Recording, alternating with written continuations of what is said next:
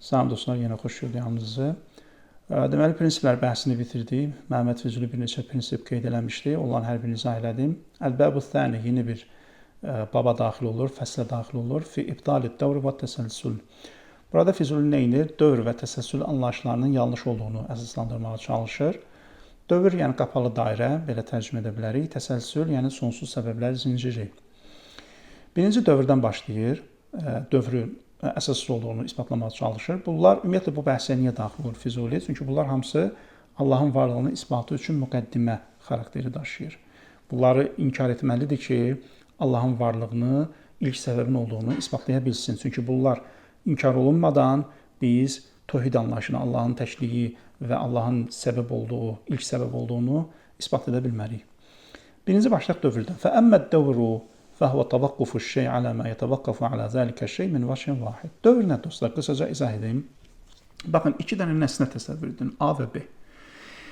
Bunlar arasında səbəb-nəticə əlaqəsi cəhətdən iki ehtimal var. Ya A B-nin səbəbidir, ya B A-nın səbəbidir. Fərz edək ki, A B-nin səbəbidir. Belə olan təqdirdə A səbəbdir, B nəticədir. Bu ən təbii izahdır. Amma əgər biri gəlib desə ki, yox, A B-nin səbəbidir. Yaxşı, bəs A-nın səbəbi nədir? Deyir, B də A-nın səbəbidir. Belə olan təqdirdə nə oldu? A, B-yə nisbət həm səbəb oldu, həm də nəticə oldu. B də A-ya nisbət həm səbəb oldu, həm nəticə oldu. Ziddiyyət yarandı mı? Bəli. Necə yarandı? Çünki bir şey iki zidd xüsusiyyətə sahib ola bildi. Oldu. A həm səbəb oldu, həm nəticə. B həm səbəb oldu, həm nəticə. Bir şey eyni anda həm səbəb, həm nəticə ola bilməz. Niyə? İzahı nədir? İzahı budur. Səbəb-nəticə əlaqəsində, səbəb-nəticə arasındakı əlaqə necədir? Səbəb nəticədən öncə mövcud olmalıdır, meydana gəlməlidir ki, nəticəni meydana gətirsin. Nəticə də səbəbdən sonra meydana gəlməlidir. İndi biz əgər desək ki, A B-nin səbəbidir, yəni A B-dən əvvəl olub, B A-dan sonra olub və əgər desək B də A-nın səbəbidir, deməli B həm də A-dan əvvəl olub və A da həm də B-dən sonra mövcud olub. Deməli A həm əvvəl, həm sonra mövcud olub. B də həm əvvəl, həm sonra mövcud olub. Bu da aydın məsələdir ki, ziddiyyətdir. Ona görə dövr, qapalı dairə qeyri-mümkündür. Və qapalı dairənin də iki qismi ayrılır dostlar. Açıq olan, gizli olan. Açıq olan nədir? Açıq olan budur ki, səbəb-nəticə arasında və ya iki şey arasında heç bir vasitə olmasın. Eynilə A və B kimi. A B-nin səbəbidir, B A-nın səbəbidir. Görürsünüz, arada heç bir vasitə yoxdur. Amma bir də var gizlin olan, yəni arada vasitələr olur burada. A B-nin səbəbidir, B C-nin səbəbidir, C D-nin səbəbidir, D də A-nın səbəbidir. Burada A ilə D arasında iki cəhətli bir əlaqə yarandı. Yəni A D-yə nisbət həm səbəbdir, həm nəticədir. Sadəcə A B misalındakı kimi birbaşa deyil, dolayı yollandı. فأما الدور فهو توقف الشيء على ما يتوقف على ذلك الشيء من وجه واحد. Deməli, bir şey ki, başqa bir şeydən asılıdır. O cəhətdən ki, o bir şeydə həmin şeydən asılı olsun. Yəni A B-dən asılıdır, B də A-dan asılıdır. Amma min vachin vahid, bir cəhətdən olsun, bir yöndən olsun. Yəni A və B arasındakı ziddiyyət o zaman yaranır ki, A və B arasında ziddiyyət o zaman yaranır ki, biz o ikisi arasındakı səbəb-nəticə əlaqəsini bir yöndən təsəvvür edək. O da səbəb-nəticə əlaqəsi cəhəti olsun. Amma məsələn bunları fərqli yöndən bir-birindən asılı bilsək, o zaman burada heç bir problem yaranmır. Məsələn A və B, A-nın səbəb olması B-dən asılıdır. Çünki A B-ni yaratmadan səbəb ünvanını qazana bilməz. B-nin də nəticə o ünvanı qazanması A-dan asılıdır. B də A olmadan nəticə ünvanını qazana bilməz. Gördünüz, A B-yə möhtac oldu, B də A-ya möhtac oldu. Amma burada möhtaclıq və ya asıllıq bir cəhətdən deyil, fərqli cəhətlərdəndir. Səbəb olma cəhətdən, nəticə olma cəhətdən. Və huwa muhalun, belə bir şey təbii ki, qeyri-mümkündür. Və əmmət təsəlsül. Bu dövr idi, yəni qapalı dairə. Gəlirik təsəlsül, yəni sonsuz səbəblər zincirinə. Sonsuz səbəblər zinciri nədir? Fəhvə təsəlsülül mövcudət əl-murattəbə mutarattibə ilə qeyri-nihayə. Bu da varlıqların nizamlı şəkildə düzülmüş varlıqların, arada qopulğu olmasın, nizamlı şəkildə düzülmüş varlıqların sonsuza dək davam etməsidir. Yəni proses, səbəb-nəticə prosesi bu sonsuza dək davam edir. Bu zəncir, səbəb-nəticə zənciri sonsuza dək davam edir. Yəni biz nə əvvələ qayıdıb, nə də sona qayıdıb bir başlanğıc görə bilmirik. Əgər əvvələ qayıtmaq istəsək, ilk səbəbi tapmaq istəsək, ilk səbəb yoxdur, çünki sonsuza dək davam edir.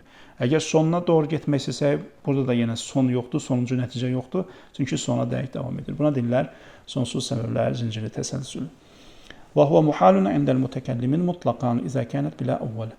Əgər əvvəli yoxdursa, başlanğıcı yoxdursa, bu əksər mütəkəllim, yəni kəlam alimlərinin yanında mütləq şəkildə qeyri-mümkündür.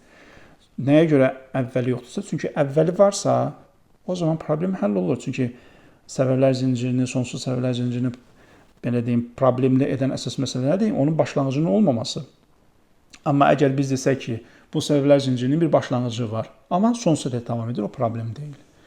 Aydın dostlar, problem nə vaxt yaranır? Əvvəli olmasa.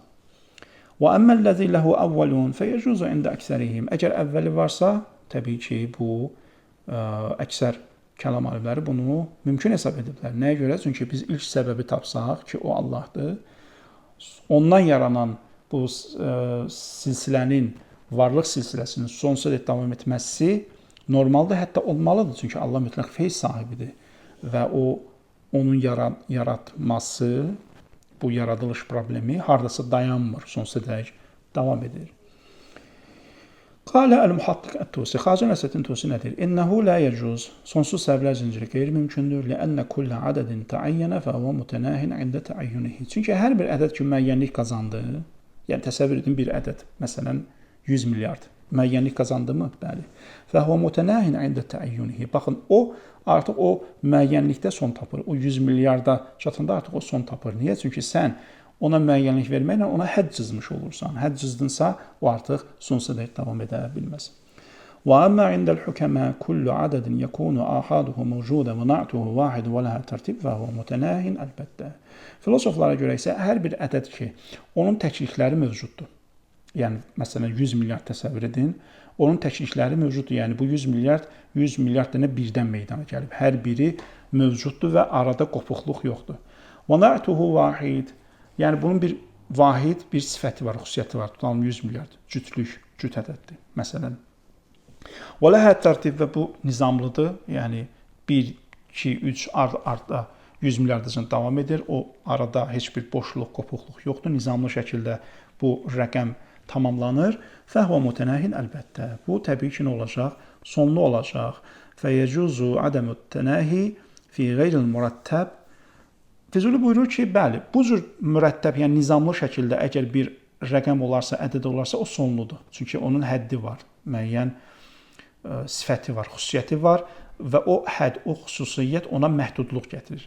Amma əgər bunlar arasında heç bir tərtib, nizam olmasa, yəni sonsuza dək rəqəm təsəvvür edin ki, bunlar arasında heç bir səbəb-nəticə əlaqəsi yoxdur.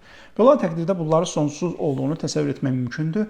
Çünki səbəblər zincirini biz niyə batil hesab edirik? Bizə ilk səbəbi göstərmədiyi üçün, amma pərakəndə şəkildə sonsuz sayda rəqəm təsəvvür edin ki, bunlar arasında bir səbəb-nəticə əlaqəsi axtarmırıq. Sadəcə olaraq hamısı pərakəndədir. Belə olan təqdirdə bu özündə mümkün deyil və bu ilk səbəbi də inkar etmir, çünki bunlar arasında səbəb-nəticə əlaqəsi yoxdur. Və li-ibtəli təsəlsül turuq. Məhəmməd Füzuli buyurur ki, təsəlsülü inkar etmək üçün, bunu əsassız çıxarmaq üçün bir neçə dəlil var. Birinci dəlil, əhəduha, İzə furidə min mə'lulin müəyyən silsilətun və mimmə qabləhu silsilətun uxra. Bu işi təsəvvür edin, bir nəticə var və o nəticəyə qədər olan səbəblər zinciri var və başqa bir nəticə var, onun da özü ilə bərabər səbəblər zinciri var. Yəni, bir xətt təsəvvür edin, orada bir hədd cızın, ortadan bir hədd cızın, xətt çəkin, o nəticə ki, ortada dayanır, oracan olan bir səbəblər zinciri var, oradan o yana da olan başqa səbəblər zinciri var. Buyurur ki, وَتُوبِقَتَ min məbdəin vahid. Bunların başlanğıcı birdir. فَاِنْ تَسَاوَتَ لَزِمَ التَّسَاوِ مِنَ النَّاقِسِ وَالزَّائِدِ. Deyir, əgər bu iki nəticə ki, özlərinin hər birinin özünə aid səbəblər zinciri vardır. Əgər bu ikisi bərabərdirsə, bu ikisini bir-birinə müqayisə etsək, əgər miqdarları bərabərdirsə, fəhvə muhalun, bu qeyri-mümkün olacaq. Nəyə görə? Çünki biz bir nəticəni bir yerdə saxladıq, amma o biri nəticə nədir? Sonsuza dək davam edir. Bu ikisi bərabər ola bilməz. Çünki birinin həddi var, digərinin həddi yoxdur. Biz bir dənə nəticə təsəvvür edirik, baxın, nəticə təsəvvür eləmişik. nəticə təsəvvür ediriksə, o orada dayanıb artıq. Biz onacan olan səbəblər zincirini təsəvvür edirik. Bir də o biri nəticə var ki, onun da özünə aid nəyi var? Səbəblər zinciri var. Bunlar arasında nə deyim? Bərabərlik yoxdur. Nəyə görə? Çünki biri çoxdur, biri azdır. Biri tutalım, hardasa dayanır, o biri hansısa bir yerdə dayanmır və onun belə deyim, proses uzanır. Orada səbəblər zinciri uzanır. Heç yerdə dayanmır. Və in intəhə ən-naqis və imtəddə qeyru-naqis. Əgər nöqsanlı olan, yəni məhdud olan bitsə, məsələn, birində artıq biz hədd cızdığımız üçün orada proses, səbəblər zinciri prosesi dayanır. Amma o birisində dayanmır, o uzanır, o davam edir. Belə olsa fəyəkunun naqis mütənəhiyən. Birinci o məhdud olan, bu aydındır ki, məhduddur. Bunun yəni əsaslandırmaya ehtiyac yoxdur məhdud olduğunu. Və qeyrun naqis, hansı ki o sonsuza dək uzanır artıq, hansısa bir həddə dayanmır birincidən fərqli olaraq. La yazidu alayhi illa bi adadin mütənahiyin. O ikincinin hansı ki davam edir, o dayanmayıbdır birinci kimi, o davam edir, o sonsuza dək davam edir. Onun özü də məhduddur dostlar. Niyə? Çünki o ikinci davam edən ki var, o birincidən qopuqdur artıq. Birincidən qopuq olduğu üçün məhdudiyyət yaranır. Fəyəkunul kullu mütənahiyən. Ona görə hamısı nəticədən olacaq, mütənahi, yəni məhdud olacaq. Bu birinci dəlildir. Tariqun axar, izə əxəznə minəl cümlə əlləti hiyə qeyru mütənahiyə qıtətən. Cümlə burada yəni bütün deməkdir. Təsəvvür edin, bir bütün var. O bütündən biz bir parça götürdük. فَإِمَّا أَنْ يَكُونَ لَهَا نِسْبَةٌ إِلَى تِلْكَ الْجُمْلَةِ الَّتِي هِيَ مَقْطُوعَةٌ أَمْ لَا. Deyir ki, bu parça ki götürdü ya, o bir bütündən bir parça götürdü. O hissənin o bütünə ya nisbəti var, ya nisbəti yoxdur. Nisbət nə demək dostlar? Nisbət riyazi məfhum, düzdür? Yəni bir şeyin başqa şeyin tərkibində nə qədər yer tutması. Deyir ki, indi biz o bütündən bir parça ki götürdük. O parçanın bütünə ya nisbəti var, ya nisbəti yoxdur. فَإِنْ كَانَ لَهَا نِسْبَةٌ. Əgər o hissənin ki bütündən götürmüşük, o bütünə nisbəti varsa, لَزِمَ تَنَاهِ الْجُمْلَةِ الْأُولَى الْمَقْطُوعَ مِنْهَا الْجُمْلَةُ الثَّانِيَةِ. Deməli, o bütün ki var, ondan parçanı götürmüşük, o bütünün özü nədir? Məhduddur. Çünki nisbət nədir? Nisbətdə konkret, hər iki tərəf konkret olmalı, məhdud olmalıdır. Məsələn, mən 100-ün 20-yə nisbətini hesablayıram.